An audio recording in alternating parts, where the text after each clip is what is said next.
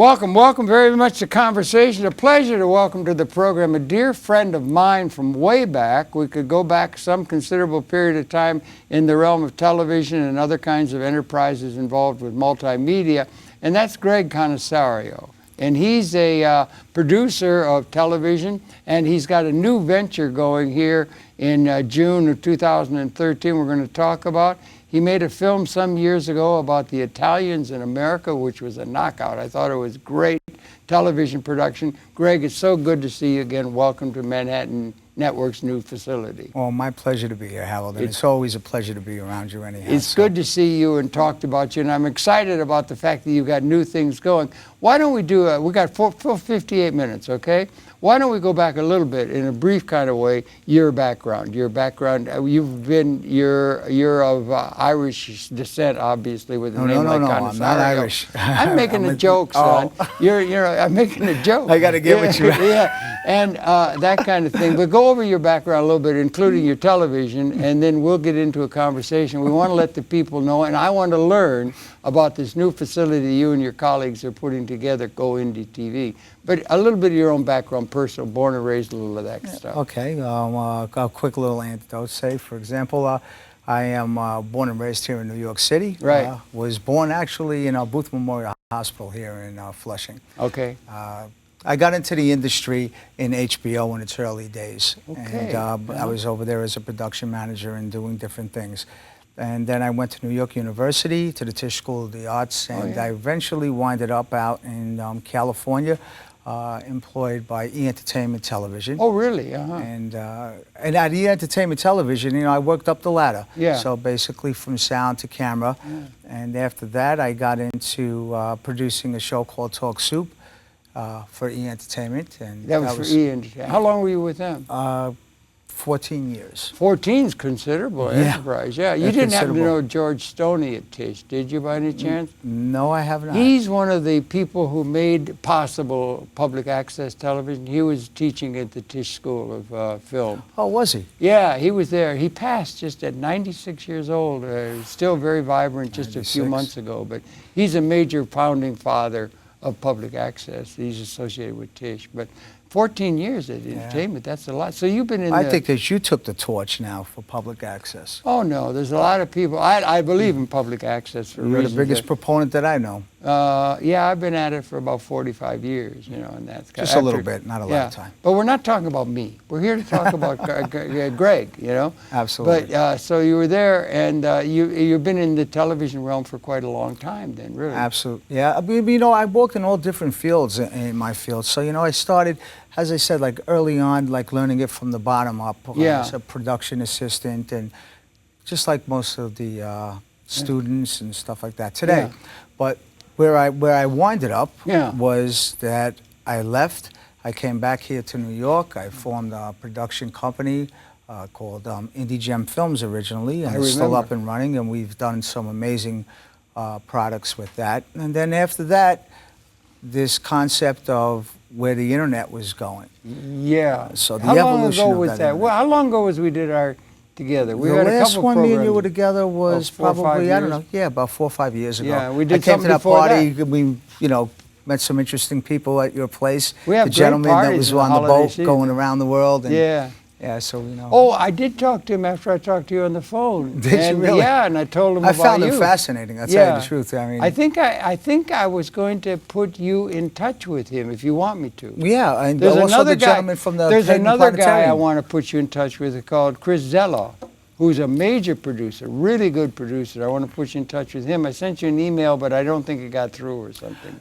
The last one that I got was the gentleman that I'm going to be speaking with from the Hayden Planetarium. Oh, if you talked to him? I left him a message, and that was basically, I don't know, about 14 hours ago. Yeah, that's Carter MR. Those are the largest video display screens in the world, the planetariums. Unbelievable. And I think we're heading to them to become ubiquitous in the time ahead because the decreasing cost of bandwidth is going down like exponentially, it seems.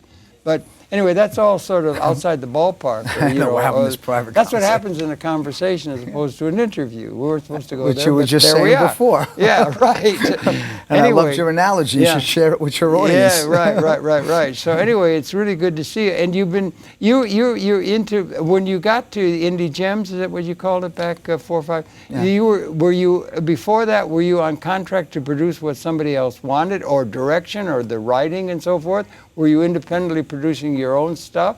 Or did it go when you went to Indie Gems where you could do that? Your independence in terms of the production of the material, or how does that work in terms of the industry? How much leeway do you have for your own creativity if you're within a larger corporate structure that has, you know, goals and so forth? Well, as far as concerned with a larger corporate structure, as the corporate structure of E-Entertainment Television, they don't galvanize as far as an individual to say you can't do things outside of there. I've always been in the independent world. And, oh, really? Oh, okay. Absolutely. Were you at Home Box Office? I was at Home Box Office, and Home Box Office, you know, as most of your audience probably knows it as now, I was there when it just started.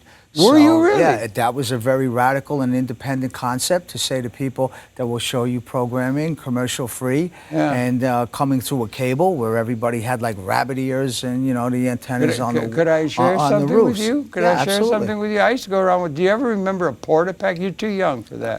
You don't remember a Porta-Pack. That was when the first Peter You Goldmark carried it on your shoulder. Yeah, you did. It was the thing. Peter Goldmark had to. There was a time, young man, before there was any television or videotape.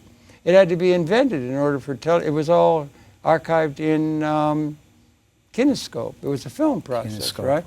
And Peter Goldmark, who was the father of the one who became the Port Authority guy, the second Peter, he invented videotape.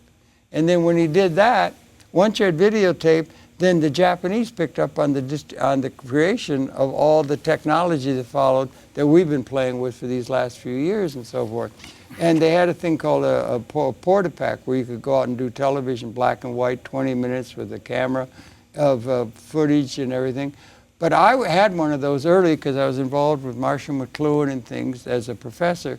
And I went and did a program with a young man as I was just getting started, coming into New York from upstate where I'd been a professor. And one of the people that I came in touch with and did a program with was a man named Gerald Levin. And Gerald Levin, at that, he was destined to become the chairman of the whole Time Warner operation, but he was head of Home Box Office at the time. And he was happy as a lark at the time. He was a little, just tiny younger than me, but they had to have head ends of cable across the country. And you said cable was just growing out, and they had delivering movies. And what they used to have to do before this period when I did the program with him, for which he was very happy, Telstar had just come. And before that, they had to send out to each of the head ends across the nation these films, right? And those canisters were like 2-inch high beam canisters. They were like 35 millimeter, I mean, big things, you know, huge thing. They had to send it to each head end with the movie that was going to be shown. And he had just discovered he could take and send the signal up to a satellite and then bring it down to a dish, and he had a network, and he was happy as a lark. Well, it's funny that you say it made me as happy as when I discovered YouTube, you know, or exactly. maybe Indian media, you know, or Indie TV. But it's funny that you're saying about that was Home Box Office. Yeah, that was Home Box Office. It still is the power of Home Box Office. Yeah. They have an uplink and downlink facility in Smithtown, Long Island. Yeah, and it's funny that you say that because how I got involved with Home Box Office. My uncle. Dominic Serio, the vice president of technical productions, and he was the one that implemented the satellite programs. I'll be damned. He Small developed world, huh? Small world. He Dominic's developed these dishes. There? Dominic is still around. Give him my best regards. I tell certainly him my story. Show and him he'll this watch clip. your show, and he's going to get a kick out of it. He also built facilities in Singapore and all around the world that were uplink, downlink facilities as far as that innovation of doing that. It's getting crowded up there. Oh, they got his face now. on the wall in Smithtown. No, but I'm saying the universe is getting crowded with communication satellites geosynchronous now. Well, but that was unique then at that and time. And the universe is putting them out there in these servers, and they're charging you $umpteen to be up there. And it used to be about $800 an hour, I think, if you were it was to get nothing. a transponder on one of those. At one point where I did a little. I go back to the ages where you put tinfoil on the rabbit ears, and you had to change the channel. Your father went put on channel 9. You had to go over to the Zenith. Click. And now those TVs, if you get one of them, they cost $1 zillion. Yeah, like museum pieces. They are. Yeah, right. And I think that the simplicity of those days. There was only a couple of channels. You had ABC, NBC, CBS, WOR came onto the scene, and then like the radical one was Pix. What's Pix about? Right. And now the choices are just unlimited. And then there were so many limited. There's only so many limits in terms of physics of how many channels can be in any one market over the air because they interfere. So cable was coming with multi-channel capacity, and that was opening up a whole new universe that has been expanded and so forth. And now there are new universes opening up with the internet because the internet was just a dream in somebody's, somebody's dream at that time when we got started with just the television and the cable. Who would have thought? I think about 10% of the nation was cabled when I did that program or with if you Mr. could get Levin. cable in your area. Yeah, if you had it. It was still a thing that, you had to run the wires. Queens got it first, and then, Brooklyn, and then, to come across the country. It took time. But in today's market, it just moves at such a stellar speed. I know. And the speed is picking up. It's going exponential. Yeah, and you're tapping into a lot of that now. Well, with the help of some individuals. Yeah, sure. Basically, it's our organization is developed So the president of the organization, Paula Schwartz, the president of all of the broadcasting with the Roku channels, which we'll get into later on, is Erica J. Santos, and my chief operating officer, Cami Coda. It takes a whole bunch of things, and then we're going into a Spanish division. And I have some wonderful people that are in charge of that, and from Hector Griales to Emilio Momard, who just started with the sound writers and got into the closed caption stuff, and Chris Brown just came on board and doing some wonderful work for us with the Latin markets. So. I think we're getting a little ahead of ourselves. I think maybe. I would think back up. You developed a lot of production capability and editing and skill and all that kind of stuff, so you understand all that. And you did those films. I love that thing about the Italians in America you did. I remember that really well. So you know that. And then now what it is you had, what was the name of that thing you had 4 or 5 years ago? The Prisoners Among Us? No. The name of the entity, your company. It was Indie Gems Films. Indie Gems. You've changed it now. No, it's the parent company. It's the parent company of Go Indie TV. Oh, so you've continued from there and just incorporated it's going as strong as ever. Okay. Absolutely. And are there 2 divisions or are they all two part divisions. of one? So say, for example, like the best way to say is that, say you have Paramount. Yeah, right. So Paramount's a parent company of Entertainment Tonight. Okay. And different shows. So this is the parent company, and this is the sister company is Go Indie. So it comes under that kind of umbrella. So it's like breaking it down into different structures. So the indie is still going, and so okay. And you were when you'd done that, you'd done another film back then when you had done the one we showed, I think, a clip of or something. About it was Hanging in Hilo.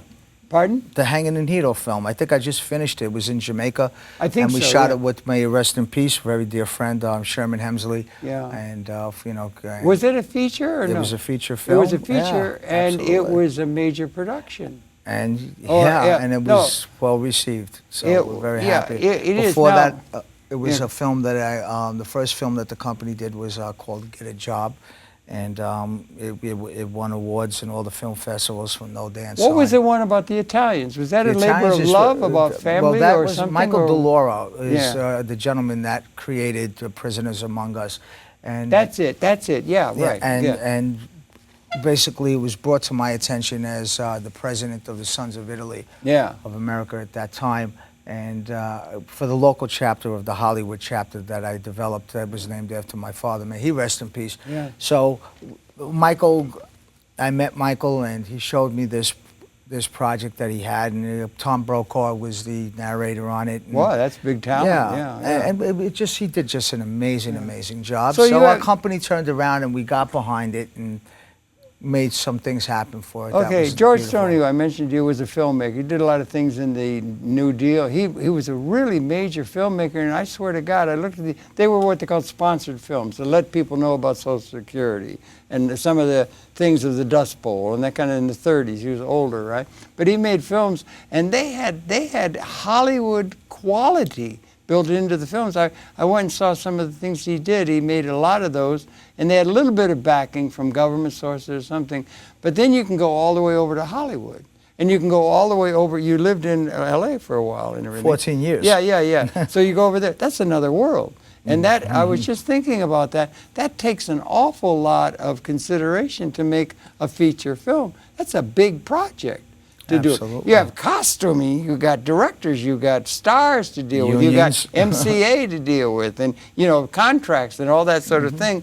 So that's another kind of world. You're not in the. Are you in the world when you made that program? Hilo, is that what it was called? Hanging in Hilo. Now was that being done by a few guys who can put it together and you got control over the whole thing, or did you have to get into the business of movie making, similar to, maybe not as grandiose to, as what you get into when you get into Hollywood feature films and everything? How do those things relate? Well, how did that project come about is that there was a gentleman, Ron Hunt, from Spanky Filmworks, that had this wonderful experience down in Hedonism in Jamaica, in the Grill. And he had incredible connections with the hotel industry down there. So he and I wrote this script based on his experiences down there. And an amazing Emmy-nominated producer, Paula Schwartz, came on board. And at that point, Paula and I and Ron took it upon ourselves to make that happen. So we became, the Indie Gem Films became a signatory of SAG. And then we went into the casting part of it. And at one point, we actually moved close to 200 people down for a month and a half to Jamaica, the island. That's a huge project, 200 people to Jamaica. Yeah, we shot in 5 different locations. Washington, D.C., Maryland, California, Who did the writing? Who did the writing? Or did you have to do... Ron Hunt and I wrote it together from his experiences, and I directed it. Okay. And was that your directorial debut, or had you done No, I directed before that. I directed the Get a Job with... Had you directed when you were out in L.A.? When you were at EE, you were in well, as the producer. How does that it's not has MGM. A breakdown, has a producer. The industry, how does it work? Particularly for independent-minded people. We're in public access here, you know what I mean? There's 2 different fields we're working in. We're working in one field, which is a very formulated field, which is like an E-entertainment. Right. So they're a formulated field. Or a Hollywood film. As a producer for the Talk Soup, I'm also the sketch comedy director. So there's 2 things sketch for one comedy. time. Any of the sketches, and if your audience knows Talk Soup and how popular, I mean, it won Emmys, Gregg Cannizzaro, the host, John Henson, Hal Sparks, Aish Tyler, and stuff like that. But all of the little comedy skits and stuff like that, I directed that as well. Like Lauren Michaels.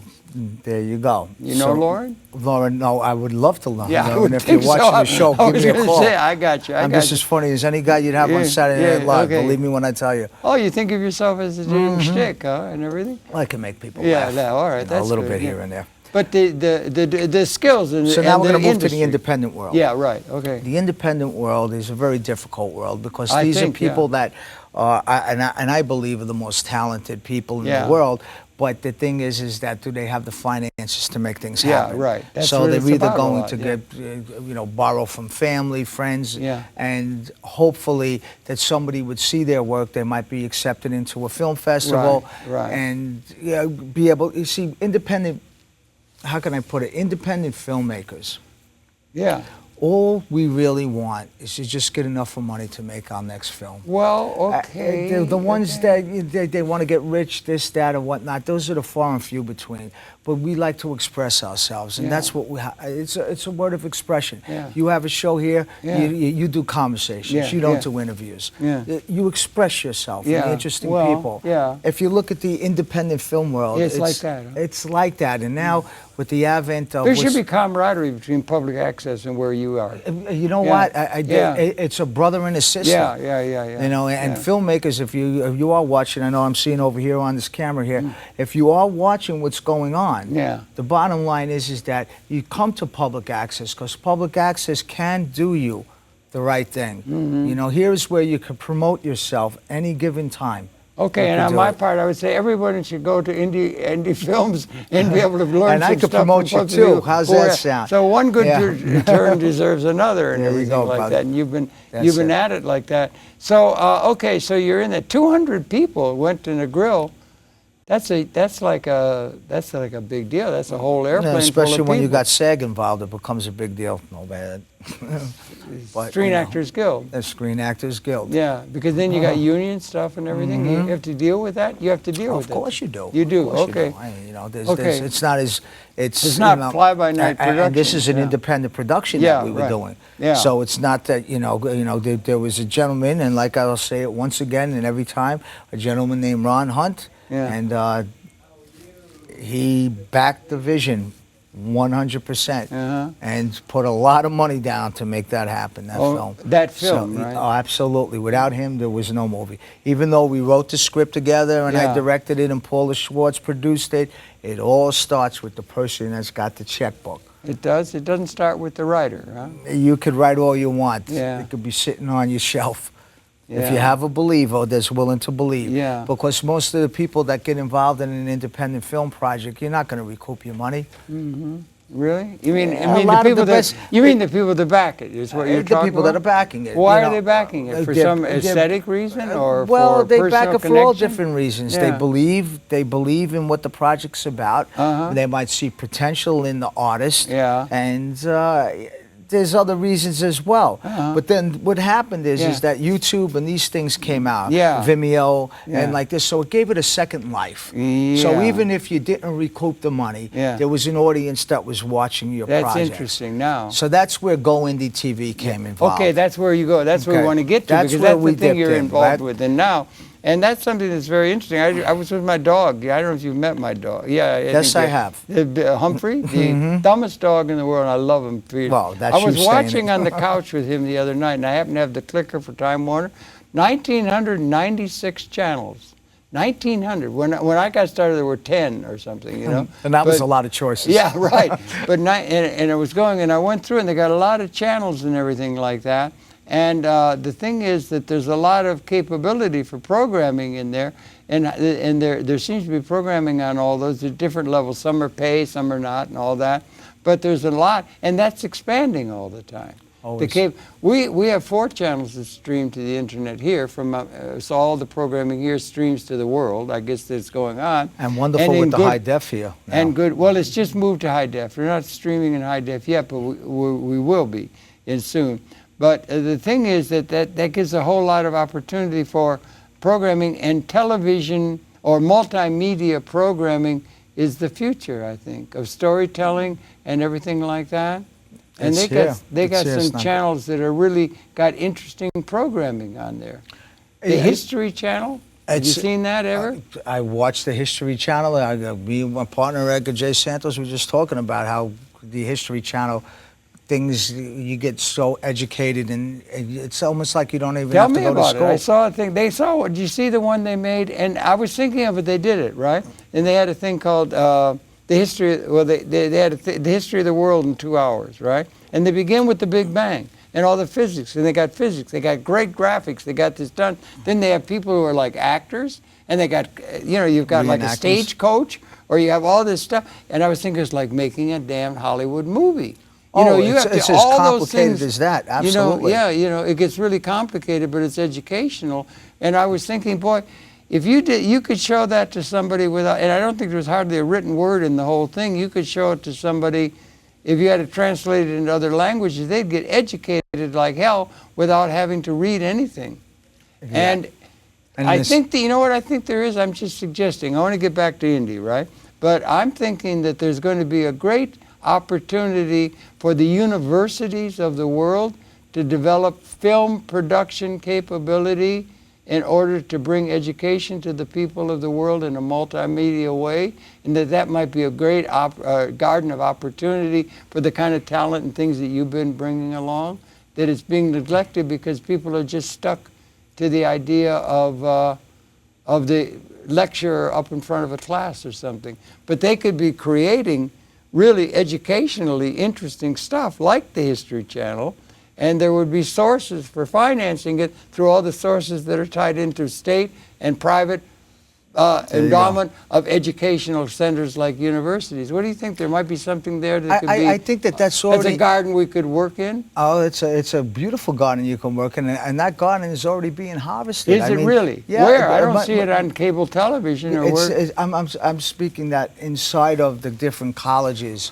down to elementary schools. They're supplementing the teachers by bringing in this kinds of programming and showing it has an educational experience for the students there. My sister Kim Pepe, she's been a teacher for many, many years in high school, and she has brought that into her classrooms at one point.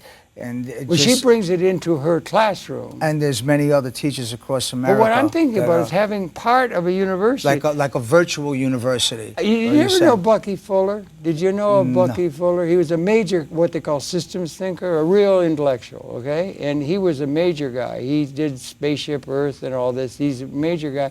And I did a program way back in '74, and I was talking about education at a university level. He said he thought that the only universities that are going to survive will be universities that are going to create videotaped or filmic documentaries to engage to deal with the educational process. To make it an education and an entertaining experience. Multimedia. Yes, maybe absolutely. Using planetariums as a way of displaying it and giving education and developing. You got all the talent there. Yes, and they should have an overriding thing administratively that takes that talent, draws upon it, uses it maybe for feature, little shots of people who are going to give authenticity intellectually to it.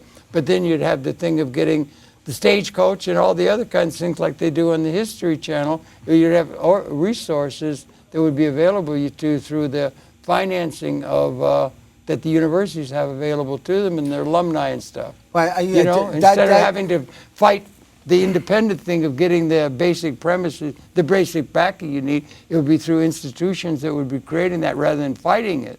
Exactly. Well, I see the beginnings of that happening. My daughter Olivia, she's 16 years old, and she's a very intelligent young lady, and I see the curriculum that's going on in their class. As a matter of fact, she's on July 16th, she's leaving for the Galapagos to go out there and do some research on her own and at a young age, and it's all come from these influences of multimedia and being exposed to that. So the generation is moving into that direction. And you're moving in that way in your own way, are you not? Hopefully we're giving it a shot. That's what you're doing with it. So let's get down to that, okay? Well, get down to what is the this. The thing about the indie. Right, go Indie TV. Yeah, go IndieTV.com. Yeah, right. Go Indie TV. Yeah. Basically, it's this. There's all of these wonderful films. We operate on a 5 minutes to 20 minutes max entertainment. So you mean in terms of the length of a clip that you're going to produce? No, an actual film, A to Z. Because in today's society, the attention is very short. So people, whether you have your smartphones or whatnot, you want to see things on your terms real quick. The youth is even more that way. And that's tending in that direction. Right, and the market the marketplace is overall on this, get it to me, entertain me, and let me get out. So what entertain or educate different? Well, we what do you think? Our channel's got documentaries, it's got do-it-yourself, it's got webisodes, it's a variety. If you took an HBO formula, right, and you shrunk it down to 5 to 20 minute programming, that's commercial free. Right. That is our network, as you've seen it. Oh, that's what you're developing. Yeah, when you watched our channel the other day, and when you called me and told me what you thought about it. Yeah. So basically, what happens is that there is a lot of filmmakers in all different fields. Yeah, some they're emerging specialize in documentaries, some specialize in dramas, some's in comedies and whatnot. Yeah. And their product is out there, but they're not getting an audience. So we're a platform where our staff goes and screens all over the internet world of cyber world Okay. for the best of the best. Oh, And wait a you minute. cannot Oh, you're just- going out for stuff already produced. It's in the can. And we Yeah. have original programming as well. As well. Yeah, Okay. like, one of our most popular shows is Beauty on a Budget with Erica J. Santos, and it's just an amazingly popular show. I just met her, I think. Yeah, she I had the happens to be pleasure. sitting a little bit off camera Yeah, right, right, now, right, but I'll right, promote yeah. it on a shameless Yeah, note. why not? But on another basis is that we turn around and we give you a platform. Yeah. We don't take a piece of your Now, project. you're talking about somebody who's I'm produced talking about something. Go Indie TV. But you do that. Somebody, let's say Citizen A has produced a 5-minute thing that really has some merit. You professionally produced and it has merit. Yeah. You cannot, you see YouTube Yeah. and Vimeo, you Yeah. could just upload anything. Yeah, right? I do. I got about You 1,200 up there. You can't do that on our channel. Yeah, okay, We right. pick you. Yeah. You can't just upload on us. Right, yeah. And it's Okay. not us being snooty, it's just that there's a certain thing that we profess to about You're these trying to- artists are really the future and they need to be promoted. It's like packaging. Exactly. Well, that's but good. we There's don't a take a need for piece that. of your No, you project. don't call it that, but that's what it is, yeah. Yeah, well, you can And package things. it's like an editorial decision on selecting something, like a publisher is not going to publish everything that comes over the transom. Right, but Yeah. we're not the Wizard of Oz, and Yeah. we go, hey, it's you, and our taste makes you valid. You're valid before you ever even came to us. Yeah. What we do is basically give you an opportunity, an alternative platform to premiere your work in an exclusive network, and we do not want a piece of anything that you're doing. If somebody comes and says, wow, I seen that project, and I love it, and I want to do some business, that's your business. We are non-exclusive. You can put yourself on as many platforms you want, Yeah. but we're an exclusive platform because we choose these projects. And if you look You at must the have people, research team to find the well, good. we How have do Emmy. you? We have Emmy nominated. We have our staff is like top of the line professionals. So when you're coming onto our network, as you've seen what we do there, They come on by invitation from you. invitation only. Only from Only. you. So you have an editorial board that selects Absolutely. like a editorial board at a publishing house. And if you don't on comments of your project, they need to be maintained because it's an opportunity for you to re-promote your stuff. And there's rotations. So every 3 months, depending on the inner ratings in Go Indie TV, just like a You Nielsen keep track rating, of like I'll Nielsen. cancel your show and put someone else's on there. It follows. Okay, you do that, and you got different categories or something. And then it's also Everything. now. Let me get it straight. You only bring things. You do some independent production of things yourself, and you got categories that you cover. We have Or like- original programming, and Like then we have 4 acquired. channels. They have some sort of the one spirit, and some is community and that kind of stuff here, and everything. So you have certain categories. How many do you have? How many Well, different venues? We range from drama down to sports and everything. No, in but how between. do you have a set number? 10 different 16. categories. 16 categories. Can you run it down? Kind of what they are. Well, if I wanted to go through all of them, if I go comedy, drama, sci-fi, horror, classics, do-it-yourself, beauty, health and fitness, sports.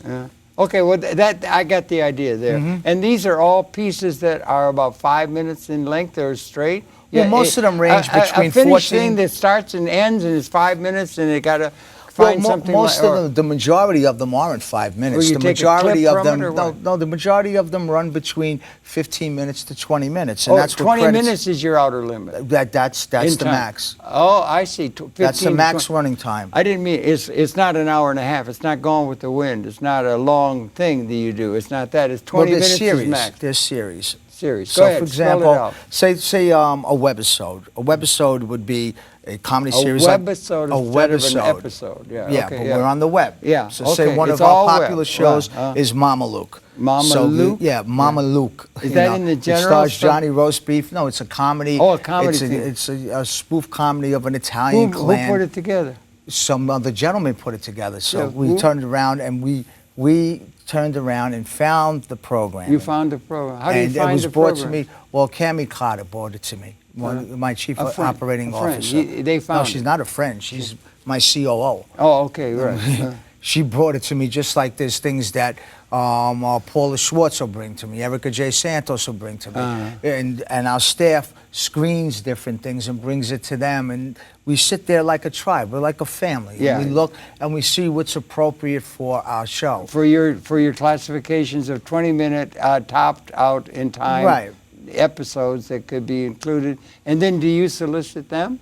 If you find, suppose somebody's we reach out to them. You reach out to them, yeah. And then we turn around and we, engage them in a conversation that they have to then turn around and sign some paperwork that says they own the project. We are non-exclusive, that they're very clear that we're not here to be a producer's rep or to engage. We're here to take your project and bring it on to a really powerful platform for possible distribution and a new audience and a new life for your project, and hopefully the filmmaker, because in show business, show is 4 letters.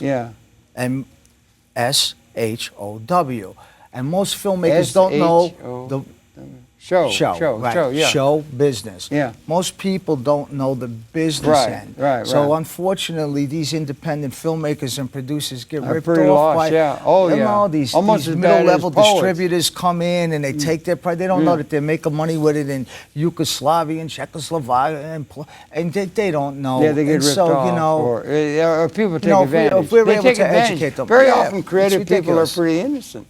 In terms of the money they're game. Artists. They're artists. Artists care about art, man. They don't care about there should be a guardian angel for artists in that kind of content. Well, maybe we are. Maybe we're like Curtis Lewa. What if somebody's got a project and then they make something like a quasi trailer? There's 5 minutes that could do. Oh, we do trailers. You do trailers? Yeah, we do trailers. Like somebody's got a Hollywood film, they have a trailer, it's 5 minutes, they spread it out a little bit. They can make 20, that'd be great for some editors. They could make a thing, and it would be like a thing to introduce the film that's going to be in its theater. Could they take advantage of your thing, or you take advantage of them and tie into the larger first the word advantage. Not advantage in that use it as an opportunity? Absolutely. I look at it like this. If somebody's got a nice trailer and it shows the potential of what they choose to do, and why shouldn't they be on our channel? Why shouldn't they have that platform? You said that they can. Yeah, they can. They can. We have people submit to us, and we take a look at what they got going on, and it's just about the quality of what we do on the channel. You've seen the channel. You see what we do on it. Not as much as I'm going to. Oh, I hope you enjoy it. There's a lot of free programming there. I've been busy with all this other stuff, like watching the television with my dog and figuring out how many other things, But I want to get to it, and I just knew it was good, and everything, and I wanted to get it. Well, thank you. So it seems to me, and then what it's all based on, it's all internet. And there's a site. What's it again? Let them know. Well, the internet, Go Indie TV. GOINDI-TV.com. Okay. That's the website. Right. Now, how long has Roku that been? was our television site. Okay. This is a whole different beast here. That's another thing operating out of your office? And on there is original programming and a lot of classics. We also have like the Beverly Hillbillies on our stuff, Petticoat Junction, Dragnet. On our television network. A program. On Roku. Okay, that's something else that I didn't know you had going. Would you just do that off we launched started up on a weekend or did it or something, or came out with another idea over a bottle of Chianti, or what? How did that come about? That came about that we got to that basically we put together this concept of taking our stuff and making different channels. So the channel that we wanted to do originally was on Roku, because we're big fans of Roku. And you just can't just get on Roku. Roku's like an invitation kind of thing. So we got together with... share with me and the audience, Roku? Is that like Netflix it's a device, or something? Netflix is on Roku. Roku is a device. It's a box. You pay. For example, say when it first came out, it was $100. Yeah. It's a wireless box. Oh, I didn't know that. And if you have internet wireless, it offers you a variety of programming. Okay. So it will offer you things from the obscure documentaries of 1950s, depending on what company is doing it, to HBO Go. which is on Roku as well. Okay. Netflix is on Roku. Crackle is on Roku. Are Netflix and Roku the same ball game? No, Roku is a transmitter. Okay. So basically, look at it Netflix. like you got PBS, right? Public Broadcasting. Here's the station that everything gets transmitted. They have your show, this one show, that one show. So Roku is that. And they got a way of getting that to you on a subscription basis or something? No, some of them, yeah, is pay-per-view, and most of the programming is free. You know, you buy the box, a device or something, and it's a one-time shot. Is it widespread and everything? Widespread. Well, let's look at it over 17 million daily viewers just on that. Wow. And Google TV now is coming out with their version of it, and Yahoo is coming out with their version of it. This is what it's about. What is that relationship to you? And is that I'm lucky enough to have our company part of that programming, so that we are on those channels. Oh, I see. Your Go TV. Go Indie TV is on that. Is on Roku. Along with the other things. It's going to Google TV as well. So we're very, very excited. So you're getting some real distribution. How long have you been up with Go Indie TV? We've been up with it now 2 years. 2 years. So we are very excited how fast that it's going. And you know, we hold our business meetings. It's like a mom and pop organization. Okay, good. I got a lovely restaurant called Open Door in Long Island City. I hear you do tapas. Yeah, we do small American plates of tapas. It's Colombia. Me, Nick Guitard, Juan Cruz, and you get out in the kitchen and do it yourself, or you have people, you have mom. Well, no, basically, Nick Guitard, he's the guy he's the guru downstairs, and Juan Cruz is the Beermeister guru, and I was just lucky enough to just get involved with these guys, and another gentleman, Jerry. It sounds to me like you're having a good time. Well, why should I? You know, Harold, you know how short life is. I could walk out of here and get hit by a car. It's all over. No, that's good. No, but back to the indie thing and everything. Like, congratulations on it. Well, thank you. You know, it brings up. I think there's a great future for multimedia, don't you? And it's coming now, whether we like it or not. It's coming in Niagara proportions, it's growing, and it's all the internet and everything. So, do you see expanding? Do you see expanding into more categories that you would be monitoring than the 16 you said you had? You ticked them off. I could understand it. You could break that down to a lot of different things. Do you see yourself educational, or is it we already have entertainment? educational programming. No, but do you see a division between what's called education, like we said, the History Channel? You can have stuff on there. They had a great thing. I mean, they have great stuff. Right. And they've got elaborate sets and things like that. I was thinking that's like making Gone with the Wind or something, some of those sets. And there must be financing behind all that. Well, we're self-financed. That's you. But I'm talking about the production process by which things are made. You were in Hollywood. That's a huge thing to make a Hollywood movie. Or, you know, then there's standards down from that in terms of the production values, I guess they call it, and everything. Then there's editing skills. It's a great art world, or art skills that are involved in that. You know, you can go to the complicated end of the spectrum, and you can go to the simple end. Yeah. For example, say with your show. Well, now, your audience never seen somebody pick up a camera and walk back and see how really complicated it is. They see the simplicity of this right here. Well, that's exactly. So when you're looking at a film, an independent film, say, and which I like to stay in that realm, because we don't do the, you know, Tom Hanks. Not that I have any disrespect for him, he's a wonderful actor, but those kinds of films where there's all kinds of pressure and stuff like that. Oh, yeah. We're artists, and we create our simplistic art, and hopefully that people can enjoy it. A lot of talent in that realm. Right, but there's a lot that goes into even this show that people are not aware of. You know, the daily thing of your staff finding your next interview, and then when you come in here and is the mics together and this and that. People just see that. So as you were saying, you know, when they look at the Hollywood situation, there's so much programming that's coming out. The choices are so diverse. So what we're trying to do with Go Indie Television is we have channels that are going to be launching besides the main channel. So with an educational channel, we're working right now with a wonderful gentleman, Don Elbaum, and we're going to have a beautiful boxing channel. And we're going to have all kinds of different things that just are special channels that you can see programming. How do you decide what channels you're going to do or what you're going to deal with? It's decision by committee. You know, you have a corporation, you sit down, decision by committee. You know, I don't walk in and be the bull in the China store. No, are you following the Nielsen? Or trying to follow We created the our Nielsen? own Nielsen ratings. Yeah. No, for our company. We have our own version of it. Good, that's right. Right. But you know what I'm saying? You're looking for a winner, or that is measured in terms of viewership. And, well, we're and looking does have for a a VC or an angel investor. Yeah. We consider ourselves winners already, but yeah, you know, yeah. I see. Yeah. I mean, just to be able to produce something and get it out there. Yeah. I mean, I think we won the game. We might not have won the game in our pockets yet because you know it's all a process. There should have been this kind of thing for the arts all along. If there should be something like, or for the we promote the arts spirit. even in the Open Door restaurant in Long Island City. Yeah. We take the local artisans over there. You're in Long Island City. Long Island City, right by Gantry Park, and come down. You know, if your orders, you come down, ask for me, Gregg Cannizzaro. You know, beers on me.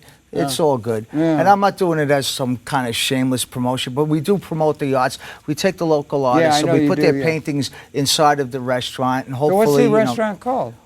Open Door. Open Door. LIC standing for Long Island City. So it's one word, Open Door. LIC.com. Why don't you give it a plug? Where is it? It's in Long Island City. No, I know that. Vernon but what's and the Jackson and Boulevard. Take the number 7 train, one stop. Number 7 train to what? The number 7 train from Grand Central Station, one stop, and you're at Vernon and Jackson. And what? The minute Vernon and Jackson is the stop. When you come upstairs, we're at 10-09 50th Avenue. Number 7 train, one type into Queens, and you're there, right? Long Island City. You're there that quick. And everybody would, if you get off that train, everybody would know where that club is. Yeah, everybody would know exactly. Is it going where it all day long, or is it nighttime? Well, you know, we can't do 24 hours. It's a nice neighborhood. No, we're there. We're open from the morning until 2 o'clock in the morning, and well, that's we serve. That's a whole operation. Oh yeah, it's a serious operation. How many tables? We've got 22 employees. 22. 105. That's a serious business. And we took the iconic It's all Pepsi familia-like, you know. It's all really, you know, it's real. It's your second home. Yeah. It's that kind of place. Okay, well, that's what we need. That's the thing. You don't have entertainment there. You don't have a stick or music or poetry readings or anything. Not at this point. But if you come to the restaurant, you know what you're going to meet. You're going to meet a lot of fellow artists, poets, all kinds of different people. We need that kind of thing. We have a lot of them hanging out around here too. You know, that's good. There should be places for that kind of talent and everything. And then you're doing it in that kind of way that I think's got a great future. And that idea of having a way of letting people know, because there's 1,900. My dog and I watched 1,996 channels. And I was looking for something like Nova or something, you know, or something. Yeah, and it was all a bunch of dancing. Planet. It was a bunch of dancing bears and things like that. It was not. There wasn't anything very interesting. But Howard, you got to understand, you're an interesting guy. You've met a lot of interesting people. Springsteen, if you remember, made a song. He said, 57 channels and nothing on. I was beginning to say to Humphrey, the dog, 1,996 channels and nothing on. Or you know what I'm saying. But you're able to get that down to where you can give access to where there's some really good stuff in categories that people who are looking for that. It's sort of like a cataloging thing or a critique. What do they call it when you go to a gallery? What do you call the guy who's like curating? It's sort of like a curating of what's available. That's a good way. Maybe and it's a great place for distributors to come to our channel and see really quality programming from talented people instead of them having to do the legwork and go to the film festivals. They can come to goindietv.com and see quality stuff that's available to be purchased and engage with these filmmakers, and they can make some money. Yeah, okay. Are there other people, you're maybe in a cousin relation or a friendly or whatever, are there other people doing the kind of thing you're doing that are developing this, plowing that vineyard, as not it were? Not on the level of what we do. It seems like a natural to me. Oh, there are competitors. Yeah, right. And that inspires us to say that it can work. Yeah. But not on the level of what we're doing. Would you count yourself a leader in that kind of thing? Absolutely. You would? Absolutely. I count ourselves and our whole team as champions that are just spearheading the movement to acknowledge these great talents that are just being passed by or being manipulated and taking their hard-earned creativity and making money off of it and not giving them a dollar for it. So in that regard, yes, we are different than everybody else. Yeah. Well, that's a great public service. I mean, it's also business-wise and all that, and it's done in a business-like way. That's really good. I congratulate you on that. Well, thank you. And I'm looking forward to what do they call it when you're just surfing your cyber surfing. Cyber surfing your what you're serving up and all that, and it's really good. I'm glad you're doing that. Do you see it? How's the growth? How's it going? What are the indices of what would be success in terms of this venture of Go Indie TV? We're doing very well. Okay. You know, on Numbers? a pie chart, I'm looking at probably we're doing 10,000 unique viewers a day. 10,000 unique viewers. Well, our That's a Facebook lot. fan page, our Facebook fan page is over 70,000.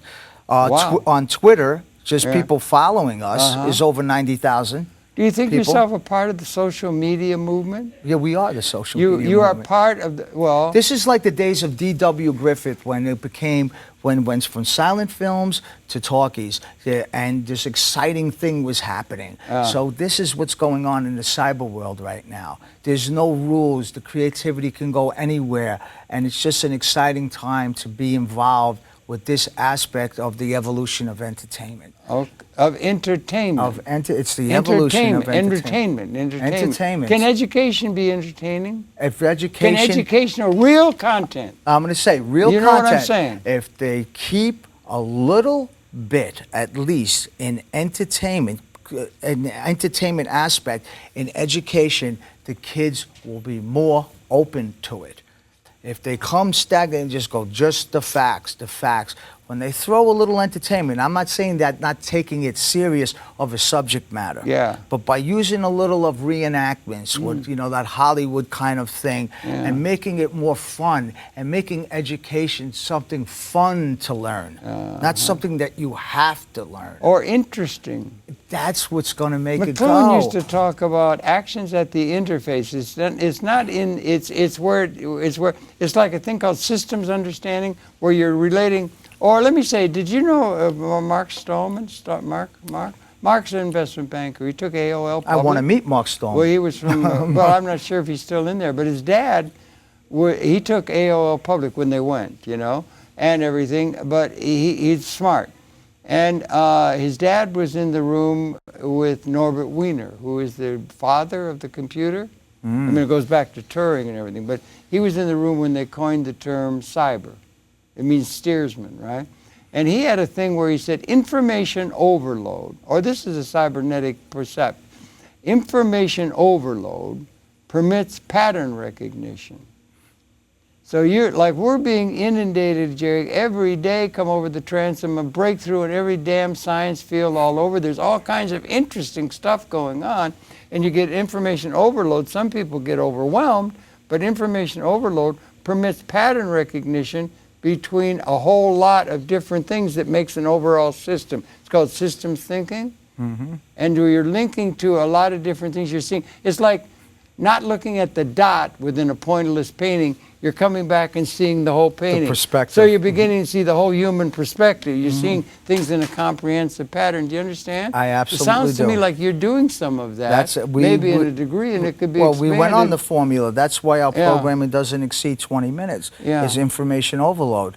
You can only get so much. In today's society, access is just so insane that whether it's somebody that builds a pebble, they'll have a documentary on it. Then you got reality television, and everybody's lives are exposed. Help me out. It's just a little bit too much sometimes. Help me out. What is reality television? I don't even know what that is. You come into somebody's life, we throw a bunch of cameras up, and we just basically follow your lives and create some drama. When I say we, that's not me and what we do. And it's extremely popular. Why? I mean, well, whose life? It would make a difference. Well, you know what? Business-wise, I can tell you why it's popular. Because these people are real people, so you don't have to deal with unions. There's no SAG involved.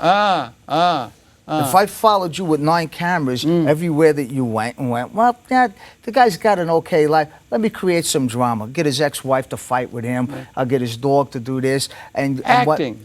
It's scripted, but they call it non-scripted. And it's a voyeur. That's it. It's voyeurism. You can look into somebody's life, and it's not yours, and maybe relate to yourself. How did you come to the 20-minute limit in terms of the length of a piece you're going to do in one of these clips? Well, it takes or one of these programs. Why 20 minutes? Why not 5? Why not 2? Why not 3? Right, exactly. No, how do you we did some real serious research on what works and what doesn't work. How did and we you looked do at it that? in all different... What well, kind you of take research? test groups. And you see... You actually did tests with people? Absolutely. Absolutely. Where they I even used my own daughter, Olivia, as a test group with her friends to see what kinds of... Might as well get real talent. Yeah, where you got to go real. Where's the point where they're not interested? And it's not about what they're watching. Olivia? She's 16 years old. 16, right. Well, November 25th. Yeah. Okay, so so that was the research. Well, she wasn't. She was just one mark. Then you have to take 20 to 25-year-olds, 30 to 35. Is there research? Because everybody's sensibility is different. Yeah, right. Are there research findings you can find on the net that would inform the process of You can find anything on the net. Yeah, is it going to be true? Yeah. We're launching a venture, and if we're going to make it sail, we want it to sail by our own. And if I go onto the internet, or my colleagues go onto the internet, and we're looking at other people's stats, we wanted to see it for real. Where the person's alive. So you got some experience in the trenches, as they say, of doing this thing. But I think what you're doing is, like often is the case in that kind of thing, you're starting something that's going to set a part of a trend, or there's going to be more of that going on, and it will be like pattern recognizing. And that was brilliant how you put that. Because most people don't understand. It was other people. But as far as the way you placed that it was Norbert Wiener. from cyber and how it goes to information overload, then it goes into pattern. That's you got it. And what's happening? We'll be able to get a larger. We can get a more comprehensive pattern all the time to the understanding of things in a very intellectually. And you said you didn't know. Didn't know what? Anything about cyberspace. No, I don't know anything about the business or anything like that. But I'm just thinking that we're getting down to where we're coming to some existential new reality. There's a lot of tension and action in the air, and there's action at the interface. There's a lot of change going on, and it's coming exponential. And people are really desperate to have, desperate's too strong. They're very anxious to have understanding of what's going on in a comprehensive way. It seems to me your thing is in association with things going along that way. I'm of the mind we ought to start getting some of that development within our academic process at the university level. Imperative. So that Imperative. I absolutely concur with that. You've got talent there, and you've got also a source. They should be major, Buckminster Fuller no less, that they would become major television production facilities, the universities. He said the only thing that's going to survive are going to be you look that. at it like this, there was a cartoon. We only got a couple minutes left, so let's we got like 4 minutes. But there was a cartoon called The Jetsons. We have 2:58. Okay. So I'm going to say it real fast. No, and like this. So it's about the future, and the future is going to be virtual, and it's going to be exactly what you were saying, and especially with the way that society is now, where you're nervous to send your child to a school, they might be shot, this, that, and all of that stuff. It's going to be a more intimate environment, a virtual world. Yeah. Okay, well, listen, we just got started on a very interesting subject. We've got to keep talking like this, okay? Absolutely. So good to see you again, Greg. Good to see you, too. Your pleasure. Gregg Cannizzaro, president of Go Indie TV. And look it up. He's really got an interesting going. So good for you to have had his perceptions. And we invite you to tune in. We'll be coming back again tomorrow. Greg, keep up the good work. We got to keep talking. And you got to come over and meet the dog again. You know, I certainly shall. He's my my guide. Okay, thanks for viewing. We're coming back again tomorrow. Okay. So it's good to see you. And now I think we're just about running out of time. So it's good to see. We're gonna keep going on this. Congratulations on it. I'm glad you're moving in that direction. And thank you for giving me the opportunity.